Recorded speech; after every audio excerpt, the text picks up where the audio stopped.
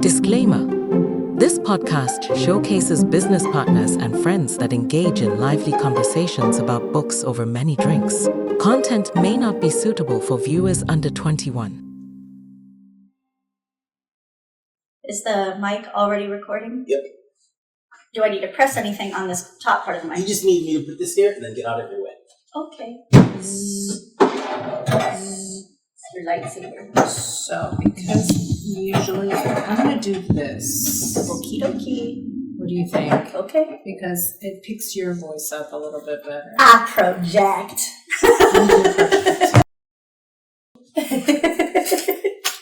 I project. I yell internally.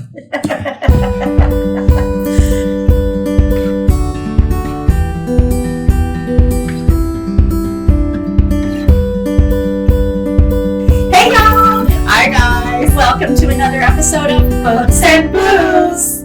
I'm Leilani. And I'm Krista. And we started this podcast to take you on a journey with us of literature and libations. And why? There's so many reasons why. So many reasons why. We're two CEOs of very successful companies, and we just want to show you guys how we let our hair down. Yes. So we like to grab a good book. Get some great booze. Oh yeah, let's start with the taster. And grab a good buddy to share it with. Here's to Mr. my friend. I do too. Right? Okay, here we go. Krista, what are we drinking? So this is from the Island Grove Wine Company. Sweet. And this is their blueberry Moscato. Yeah. Now they are, again, Florida-based, which is exciting. This whole summer, we're doing short little books that you can do over a summer vacation, like a week family vacation. And we're also featuring various Florida wines. Yes. So this particular one is another Florida wine. Okay. It really started kind of back up in 1995. Two blueberry farms kind of combined with a shared mission to have quality blueberry plants. And they partnered with the University of Florida for kind of their growing and Really? And yep. And you guys nailed it. This is really good. it is good, isn't Yeah, I literally finished it. Yeah. And in 2009, they wanted to their resident winemaker, Chase Martin, I think is his name. I hope I'm pronouncing it correctly, Chase, grew a winery out of it because they wanted to be smart and resourceful with the excess blueberries. Love that. So they created this blueberry Moscato, and I know you and I aren't fond of sweet wines. Yeah, not typically. But this is really That good. was, and we That's hadn't very tasted it pleasant. before this. Yeah, it wasn't like the other one. But it's okay. But I also think there's a little more effervescence in this too, which yes, so I really like that. I have to take another sip. You cup. Yeah. And so what I did is, you and I do love our cocktails. So, I've got basil growing in abundance in my backyard. Oh, Kevin made us pretty great. ice cubes. There's ice cubes that have lemon and blueberries frozen into it. This girl's so fancy. The ice cubes got lemon and Bougie, not blueberries. bitchy. That's what I like to say. Bougie, not bitchy. Love it. So, but what I did is, this is an actual cocktail. I rested the lemon, basil, and blueberries in a little bit of gin, and then really the bulk of it is the Moscato, and I topped it off with a little good. sparkling. I need a sidecar. Sidecar. This is so good. Hey, I'm glad you like it, my friend. So, if you're not huge on sweet wines, I was trying to think, there's a lot of great cocktails you can make with wine as a partner in it. So, you know what? You really got me on this one. I never thought of wine in a cocktail. This is great. yay! It's great. The farthest thing I have is cocktail is sangria. But this blows sangria out the water. In a way, it kind of is a sangria in concept, but No, don't punish yourself. This is great. Not sangria. so I'm glad you like it. Yes. And really a beautiful, another really Florida wine that we're really enjoying. So this is exciting. Okay, our book. Our book. Yes. Yeah, so it's what is it? The Science of Getting Rich. Science of Getting Rich. Yeah. By Wallace Wattles. Wallace Wattles. That's yes, it's a tongue twister. Wallace D. Wattles. Wallace Wattles. Wallace Wattles. Yes. Yeah. Here we go. Yes. So this came up in my list of suggested books to grow your wealth mindset. And I think most entrepreneurs, most reasons people want to leave corporate or start their own business is because of the hopes to grow, infinitely. Yeah. There's absolutely. no ceiling. Exactly. Yeah. So Wattles, his book, he has this one and he has another one, The Science of Getting Rich, which is this one, and The Science of Being Well. Those are the two books he's known for. And he wrote this in really the height of this new thought, in 1910. Yeah. It's funny. We hear about this from so many authors, started out from such a poor family. Yeah. And worked his way up. And he worked his way up through the process of mindset first. Yeah. Which actually, a lot of what we read echoes. Well, and it's funny, Kristen and I just had a conversation prior to this recording where, we are finding our voice here in Books and Booze. And, one of the things that came to Kristen about is, we have the tagline, Books, Booze, Buddies, Books, Booze, Business. But really, in order to have a successful business, it's all about your mindset. It's in your mindset. It is. And so every book we're reading is if you look deeply into what they're really coaching you on or helping you on or inspiring you on, it's how you can shift your mindset to a successful mindset. Mm-hmm. So you can be successful in whatever endeavor, not just business. Yeah. It could be family, relationships, right? Anything at all. Even in hobbies that you want to excel at, it would have to be your mindset exactly. as well. And so he broke it down. I like what he did is it's almost like a formula. He's giving you the formula. Mm-hmm. He says he has an exact science for how to get rich. Yeah, if you want to solve an algebraic problem, there's a formula to it. And he wrote his own formula to how to get rich. And that's why it's a science. That's what it is. Which maybe he should have called it the math of how to get rich or the formula of getting rich. Yeah, but we'll go with science. Well, and this was running rampant in this part of, history that people were... And they call it the new thought. It was blending. Higher thought was another phrase it was called. Yeah. And it really blended ancient philosophies, Middle Eastern philosophies. And then, of course, it had this clash with certain religions. Yeah. Right? Especially certain, like Christian-based religions and things like that. It had this kind of clash on it. Well, because it was an absolutely new take. Now you've got like Unity Church where they're taking this new thought and blending it with Christianity. Absolutely. Yeah. So he says, one of the ways he starts this book, and this is what resonated with me, is you cannot really, truly achieve what you want if you don't have wealth. Yeah. I mean, you think about it, people talk about their dreams, and typically their dreams are, even if it's not to have a mansion, let's take away material things, but their dream is, I want to just be able to spend more time with my family. I want to do more for my family. I want to do more in my community. But when you boil it down, you need a currency to be able to do that, right? You need time, and time is money. Yes, and I like how he's like, don't be ashamed of it either. Yes, absolutely. We've, the stories we tell ourselves, and this comes from generations of people telling you, in order to be humble, you don't talk about your wealth. In order to be humble, you don't show off. In order to be like, dude, you can be humble and still show off your Lambo, right? Yeah, it's just the stories we tell ourselves and the judgments that we place on others because of the stories we tell ourselves. Absolutely. Well, and also in this philosophy right now, this is when there was really this push for government to help people get out of poverty. Oh, yeah. Yeah, right. Did the market crash already? I'm going to change. Excuse me, guys. I'm going to change my chair a little because I like to look at my buddy. So, here we go. Okay. Well, I'm still here on camera with you, but breaking my neck trying to have a conversation. So, this was very much in the height of the philosophy that government should be helping people get out of poverty. And I dare say we really haven't evolved as a nation out of that. Well, what do you say? History doesn't repeat itself, right? It's cyclical. So this is an interesting era where he writes this book. And, you wonder about people when they write certain things.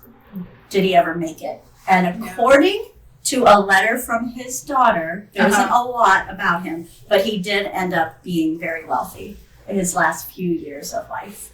So I think if he had the guts to publish that sooner, Well, not even sooner, but it's funny how we want to go and question if he was actually wealthy and if he was successful. The book is The Science to Getting Rich, right? But rich, abundant, prosperity, all of that is relative to what you consider rich is. So for me, why don't you even have to research it? Him publishing a book alone means that he figured it out. This is a good point, right? And how many times do we hear, if you want to be successful in something, study somebody who was successful in it.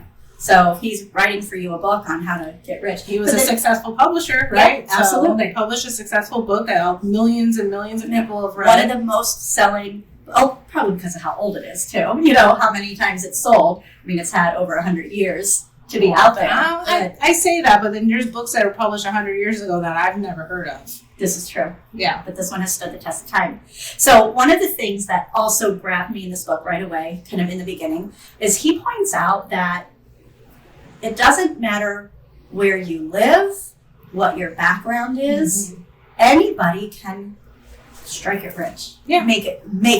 Get wealthy. This is about building wealth. He does not hide around. If you want to get rich, if you want to have the things you want. In when we talked about, relative to you, his rich is money. Yep. Right? He's completely 100%. His abundance, prosperity, rich, all of it is around dollars, and gaining more of them. Yeah. And he says, blatantly, like, it doesn't matter what part of neighborhood you're from, what your background is, where in the country you live, because there, on any one given street, there will be somebody near bankruptcy and there will be somebody very wealthy on the exact same street. Yeah, with same background, same education. They could have gone to the same school, the same education, same degrees, and even maybe the same type of job, but yet they can be in two different spectrums, right? Absolutely. In the wealth spectrum. Absolutely. I mean, we read about that in Richest Man in Babylon. The two friends were like, how is it that our friend from our same neighborhood, and it's a series of decisions and actions. So that's basically what he points out here. Yeah. And I dare say, I don't know if he would have, he wrote this before Richest Man in Babylon was written, but I don't know if Clayson would have read this yet. Possibly. Just because of how slow things could travel, or if Clayson was in his own circle possibly before this made it, because this was only written within 10 years of each other. So maybe Clayson was inspired by this, but it's possible not. But this also is not the first time we're ever hearing this. I mean, I actually dare to say, books that we've already read could have read this and been inspired by it. Absolutely. So, absolutely. They all kind of tie together. That underlying message is in almost every book that we've read. It totally is. Yeah. And it's always coming back to your mindset and your approach. Yeah. And then I think something we started saying on another podcast, rinse and repeat. Once something's been figured out, you rinse and repeat. You keep it going. Exactly. You find someone successful and you emulate, right? Absolutely. Don't try. What's the saying? Don't fix it if it ain't broken, right? Absolutely. And that's what he says. He goes, you need to have a business that suits you. Mm-hmm. So you can start up any type of business in any city, and if your mindset and approach is correct, you will be successful. But he points out, I think in this one, he says something like an ice cream shop may not do well in Iceland or something like that. I'm sure it's somewhere weird in translation. I know some friends from Iceland and they love themselves some ice cream. So don't tell our friends in Iceland. The other saying, I can sell snow to Eskimos. Right? Yes. But I think that dives into your will and if you figured out the formula. You figured out. Absolutely. Yeah. Absolutely. So I really like that he doesn't let you use an excuse, but I'm from this part of town, place, or this is my family back. My family's always, like, you can't, any one person. I think in the translation that I read, he said even blockheads can get rich. I think it said, I was like, or stupid people, I think it says. People are stupid. And I'm like, this is true. We've seen some, how did that happen? There's stories that were written about it, like Forrest Gump, he was simple person. Simple-minded. But we'll dive into, I have an analogy for that. Okay. So, he is another one who says not having capital to start up a business doesn't matter. Yeah, it's an excuse. It's about having the right business for your location and for your area of expertise. which I feel like we've been saying from the beginning. Yes. Yes. Go back to some of our first podcasts. You don't have money? Don't worry. Don't worry about There's it. something you can do within your business to get it started. It may not be your end goal vision. That's how you start. But you started at your kitchen table. Yeah, I did. Saige Consultants started at my kitchen table. Yeah. Right? So It doesn't take $1 million to start, right? I think a lot of folks that we come across, they get stuck on that. I need money to make money, because that's another story we tell ourselves, right? It takes money to make money. No. It takes perseverance, thought, will, action to make money. Absolutely. Yeah. And we are not the first to say it. He is not the first that we read it in. It is a rinse and repeat. Yeah. So he states in this that he has the exact science broken down for how to get rich step by step. And it's kind of true. I mean, you have the chapter names, right? Yeah. It really is. And so it's, what is it, about 16 chapters? Yep. Yeah. But they're very short. So like I said, this is something that could definitely be read over a day at the beach, probably, depending on how you like to read books. But I've read it several times now, and I feel like as I reread it, I've learned something about myself and my perception of how I read it. And sometimes you miss things and stuff like that. And then I like to listen to it too, but because of how it was written, it sounds really weird when you listen to it. Well, it's 1910. Yes. So the English language has evolved over time. That's Yes. for certain, right? And he starts with being so brazen, because keep in mind, this is a mindset. There is a war really between the New Thought and a Christian-based religion. And there's also this philosophy that it's the government's responsibility to help people get out of debt and get out of get out of poverty. So he says that you have to start by getting rid of the notion that there is a deity who wants you to be poor. Yeah. And that's hard. I mean, I was raised within a Christian mindset, and I haven't let go of that mindset. Right. I was not raised up in a religious household. So a lot of times I hear, like my friend Kristen hears, when her and my husband get into it about Bibles and stuff in there, I'm just like, wow, this is crazy. But I wasn't raised that way. But there is this one thing I never understood growing up, is that if this God is loving me and doing all of these for me, why does he need to punish me? Sure. It didn't. Doesn't It didn't. And so someone, and I say this with all the love, if you're watching Street Christians, I'm not downing you at all. I'm just telling you how it came for me. Someone who was not raised in the church. I was not raised by the Bible. I wasn't raised with the thought that I need to perform a certain way to go to heaven. For me, it didn't click right, because if he loves me, he doesn't do this to me. And so that's why I like it. He said, get rid of the thought of if there's a deity who wants you to be it's against poor you. and suffering. Yeah. Well, and I think, why would the Bible then also say, have a pause. Why would the Bible say, so excited about something? Ask and you shall receive. And there's a story of like 3 slaves who were given money from their master, and the master went away. And the one who was praised and celebrated was the one who grew the money the most. Okay. I feel like there's some contradiction, and I don't really feel that the Bible itself says that you should be, but I feel like maybe certain institutions have said, oh, give all your money to the church, Anyways, this could be a whole long Danny for that one.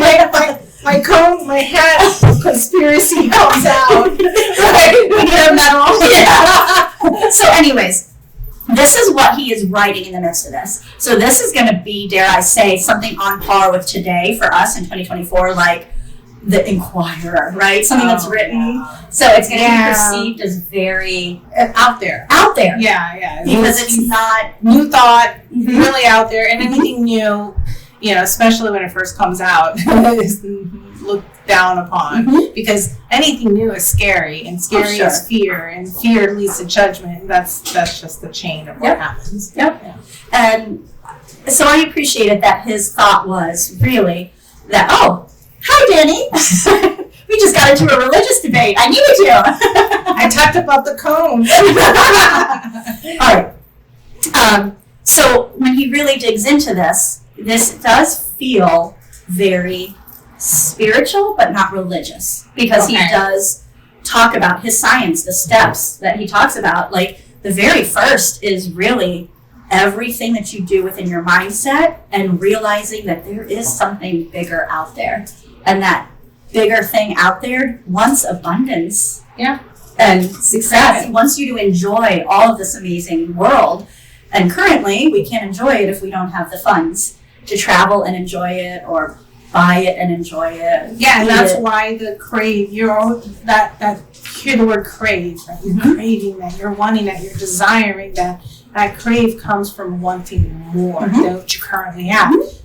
Again, the stories we told ourselves, and generationally, we've been told that we should be happy with what we have, be humble with where you're at, and not to crave that. You shouldn't desire that, right? And so now it's like breaking those chains and saying, no, what more? Yes. Well, and he even does say, like, don't look on what others have with jealousy. This is not a competition.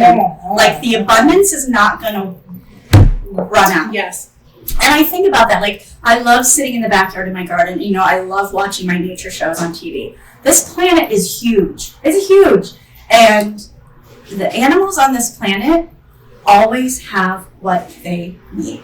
Yeah. Now, are there times where the lion doesn't make the kill and the family doesn't eat that night? Yes, but are there animals around for the kill for them? Sorry, not wanting to get into a PETA discussion here, but we're talking animals to animals here. But you know what I mean? Like, there is so much abundance, and this earth, this universe just keeps giving and giving. Does it reset itself when it needs to? Yeah. Do volcanoes go off and kill all vegetation and life within its radius? Yes. And that's where I think the balance happens. It's a balance, yes, Yeah. but that's not the earth being jealous of itself. The volcano's not like, you're so green and pretty, I'm going to spew on you. Like, no. It actually encourages future growth by helping to reset. So that's about balance. But he's like, this is not a competition. And if you aim to get rich through competition and slaying others down, your wealth will be short-lived. Yeah. And he talks about some of the great magnates. And, you know, because at this time, again, this is Rockefellers, the Astors. And he spoke about all of those magnates. And when he spoke about them, he said that did they gain their wealth through competition? Yes. And that's why they created monopolies in their industry and dominated the market, right? And have since. But, well, again. But tinfoil hats. what I like about what he mentions, and he brought them up about the magnets, is that they gained it through competition, but because balance has to be achieved, they suffered on other things. Yeah, absolutely. Yeah, so where they might have had a lot of wealth, they might have had a lot of money, right? We're talking about riches here. In their personal life, it wasn't the best, Right. nor in their health. Something else suffered Yes. or lacked. Exactly, because Sure. there has to be a balance. And he talks about that gratitude draws you closer to the source. He talks about the source a lot. There's a source out there, and that. Yeah, he doesn't say God. Nope, he doesn't. The source. So I again, I wasn't raised in a religious household, but for me, source could be interchanged with God. Absolutely.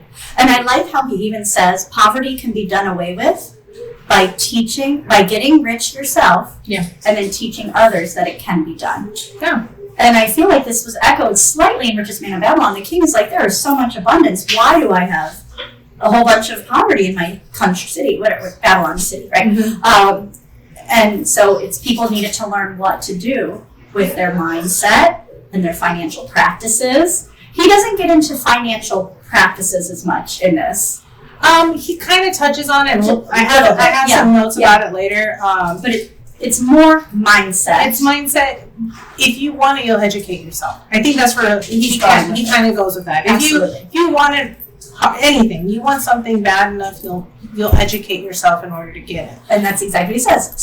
Some people stay poor because even though they believe there is a way out, they do not take the path needed or do the work needed. Yeah. So I could do it. I'll start it tomorrow. And then something comes up, or they'll say, "Oh, I can do it, but you know what?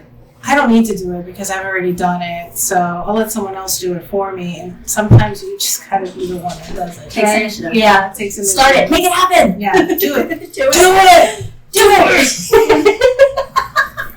Thanks, Shia. Right? So yes, so he takes you through kind of chapter by chapter, and each chapter is almost a build on a mindset. Yeah. And he starts truly with the philosophy that there really is, he calls it kind of a thinking substance, and when you pour your dream and your passion into it and you think about it daily. Yeah, and I right? actually have one on that, on the thinking substance. Uh-huh.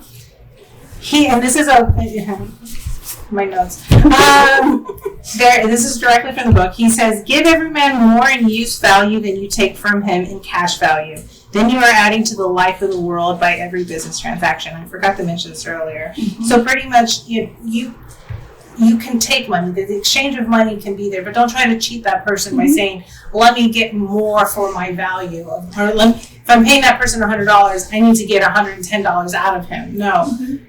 Let's go ahead and do the exchange, but give it to him in value. So whatever you're selling, make sure that is equal to $100 or more than $100, right? And if to the person, like I think of the example of a fur trapper, what are they going to need a famous painting for when they're living out, unless they happen to love that particular painter, but for their survival, I think is what he's trying to say. Yeah. Like he would do far better with maybe, I think this is an axe or some sort of skinning device. Yes. So he could further his own business. Exactly. That's not a use to him, but is a great value to this person, right? And so that's there. So building on that, so now we're going into, what was again, thinking in a certain way, right? Yep. Oh wait, no, I skipped it. Mm-hmm. No, go ahead. Sorry, guys. I skipped the chapter, so we'll go there later. Well, and I didn't necessarily pull this together in chapters because the whole book, it reads so fast. So I just kind of have pulled a lot of these thoughts together with this. But this is then where he really goes into whatever profession you have or already have. It really, your choice of business, you can do good. Yes. And you can become wealthy and successful with it. And it all goes through dealing honestly and fairly with those in business. But it's also putting out there what your goal is. He talks about the thinking substance he goes into. If you're thinking about it, you need to act in a certain way. Yep. Right? And so that's almost acting as if, which is an Easter egg to the next book we'll be featuring, right? Infinite Possibilities by Mike Dooley. Yes. That'll be our July book. Yeah, that's our July book. So excited for that. But he talks about acting in a certain way. And so this one hit home for me because if you want something, so when he talks about acting in a certain way, when you want something, you're desiring something, start acting as if you already have it. Mm-hmm. The conundrum that most people go through in acting a certain way, they're like, oh, well, you're just pretending, you're lying to yourself and this and that. Mm-hmm. No, prime example, I want to take first class flights wherever I go. Well, when I'm searching for flights where I need to go, I'm automatically looking at how much is the first class flight going to cost me. Absolutely. Right? I'm looking and visualizing that I'm going to be on that and what the stewardess is going to serve me and all. That's the part of acting as if. Now, acting in a certain way, and this one struck home to me because he goes, you must also arrange your own business affairs that you may be able to receive it when it comes to you. Your thought makes all things animate and inanimate, okay? Your personal activity must be such that you can rightly receive what you want when it reaches to you. So when we spoke about if you want it, educate yourself, this feeds into it. You want money, okay? You want riches, you want wealth. You have to educate yourself on how you will handle that when it comes to you. Yep. Because what ends up happening, and this is why the poor stay poor, and when we talk about Babylon, or we're talking about why there's a huge class separation, is riches come in. The administration of those riches is where it makes the difference. It makes the difference. Mm-hmm. So educating yourself on how to handle that when it does come to you will allow you to maintain your riches. Yes. Right? You're absolutely right, because it's kind of like what we read in Babylon, where you have to, a tenth is yours to keep, and you have to prepare for it, and fatten your purse, right, and things like that. You have to have a plan for it. And we've heard this before, where if all the money in the world were to get evenly redistributed to everyone within a short time, it would be back in the hands. Yes. So this is where he's saying, yes, act as if it's already yours. Yeah. Yes, but be prepared for when it comes. Yes. You're visualizing you're going to get it. Once you get it, what are you going to do with it? So be prepared for it once you receive it so it can maintain in your purse like Babylon, right? The other thing is he talks about getting into the right business. So we touched upon when you are currently in a business that doesn't really align with you, you're going to come across certain obstacles and friction. It's just not going to feel right. right. And that's where we talk about, he made the analogy of having a hard time selling ice cream in Iceland or something. Yes. Okay. Yeah. But unless you're passionate about it. So we have a different theory about take that on it. But that's true, and I think even about our journey with Saige, it took a while to figure out how we want it, because our mission first was to help you open and grow your business. We want to see you be successful because that's fun for us. So this is where it comes over here. He talks about getting into the right business. So in the book, he says it is essential to have good tools, but it is also essential that the tools should be used in the right way. Okay. Various faculties of your mind are the tools with which you must do the work which is to make you rich. It will be easier for you to succeed if you get into a business for which you are well equipped with mental tools. All right? Pretty much stay in your lane. Think about what knowledge you've already gained in your experience in life, right? Think about what you have learned already, because typically when you're passionate about something, that sticks with you more here, as far as you tend to investigate it a little bit more, you question more about it, you dive deeper into that particular subject. So you're really there's a lane that you've already created for yourself. So stay in that lane. And building on what Kristen was saying about Saige Consultants, when we first started Saige Consultants, we went broad. We said we want to help everyone. We're just so passionate. We want to help all businesses. We were not discriminating. We're like, you need help, we're here for you. But then as we went along this journey, we really figured out that where's our expertise and our passion. Exactly. Our passion is business, but we've spent so many years in the retail. Exactly. Kristen has over 20 years in retail. Yeah. I've got over 14 e-com retail. So it's like, you know what? I'm passionate about business. Kristen is passionate about business. We're passionate about helping. But where can we better serve our clients is knowing that our lane is right here in retail. You come to us and you want to sell a product, listen, we're going to make sure you're selling that sucker day in, 24/7. Yep. Even while you're sleeping. Yeah, even while you're sleeping. Yeah. But if you're in construction, or if you are a nurse and you really want to get in the medical field, the business principles, are the same. The foundation is the same. But the little nuances that are necessary in order to take you from base level to supreme, that's where we needed to understand that that's not our lane. Right. And so he talks about that. Now, with that said, if you are currently working in a business that you no longer like, or it's not appealing to you, and you just said, this is way too much friction, this is not for me, I do not want to do this anymore. He says you are not obliged to do what you do not like to do, okay? And you should not do it except as a means to bring you to doing of the thing you want to do. Yep. That was huge. And I have that. I have it. Here's a printed part off the book, and I went and circled around because it's huge. Because I think some people get stuck in the idea of, I've been doing this for so long that, this is the only thing I'm going to do. If you're not happy, change it. Yep. Right? Do it long enough to position yourself to leave and do the thing that you want to do. Absolutely. And I think that's even encouragement. Maybe you're still in a corporate retail hamster wheel. Yeah. And you feel like, well, this is just all I've done. What else? But if there's something in you, that spark of passion, and you're ready to break out of that mold, you use your corporate retail maybe as your source of income while you start your hobby, or you use it if you can get really smart and savvy. What you earn from your 9 to 5 can help fund your passion project, there's ways to leverage it, but you don't feel obligated to stay. Yeah, you don't have, you can change, and that's freedom. Yeah, it's amazing about life, guys. Yes. You're blessed with life and this Mr. experience Rum on said, Earth. you're not a tree. Yeah. Move. Exactly. I love that. Yes. So, anyways, I just wanted to, and those were my notes that I had. Those are various parts of the book that stood out to me, and I just wanted to share with you because,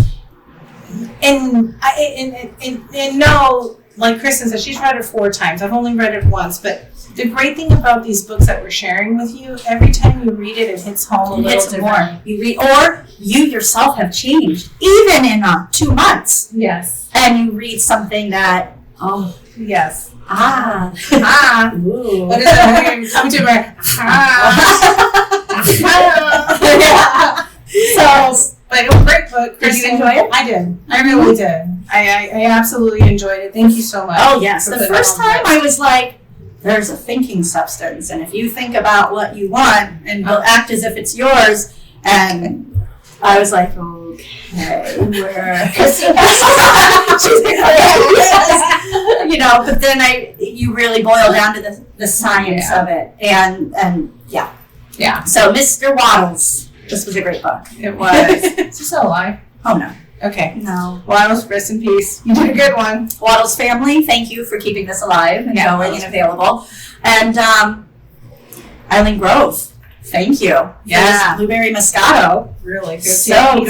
Yes. Cheers. Yes, I love it. Right? Yay. Great. Yes, Yeah. a little cocktail. Mm-hmm. So guys, thank you for joining us on today's journey. You're telling us you are liking hearing about wealth and mindset, so we'll keep these coming. It's a balance when you're growing your own business. Yeah. There's multifacets to growing yourself to grow your business. Guys, So, on the last video we got, this is early on, so I know it's going to get to 1,000 eventually. We had 150 views, which we were super excited about. I know. We're super excited about. Do me a favor.